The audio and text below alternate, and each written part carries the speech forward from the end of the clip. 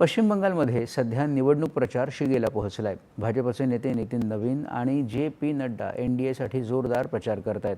आज नितीन नवीन तमलुक इथं सभा घेणार आहेत, तसंच मेदिनीपूर आणि केशियारीमध्ये रोड शो करणार आहेत.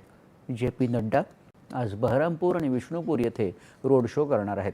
तसंच काठीतील प्रताशपूर येथे ते जाहीर सभेला संबोधित करून पक्षाच्या उमेदवारांसाठी मतदारांना आवाहन करणार आहेत. दरम्यान तृणमूल काँग्रेसच्या नेत्या आणि मुख्यमंत्री ममता बॅनर्जी ह्या देखील प्रचार करत आहेत. त्यांनी भाजपवर मतदार यादीतून नावं काढण्याचा आणि लोकांना धर्म आणि जातीनुसार विभागण्याचा आरोप केला आहे. आज त्या देखील सभा आणि रोड शो करणार आहेत. तामिळनाडूमध्येही निवडणूक प्रचार वेगात सुरू आहे. आंध्र प्रदेशचे मुख्यमंत्री चंद्राबाबू नायडू 2 दिवसांच्या दौऱ्यावर जाऊन रालोआ आघाडीसाठी प्रचार करणार आहेत. ते कोयंबतूर, होसूर आणि इतर ठिकाणी सभा घेणार आहेत. तसंच चेन्नईमध्ये रोड शो करणार आहेत.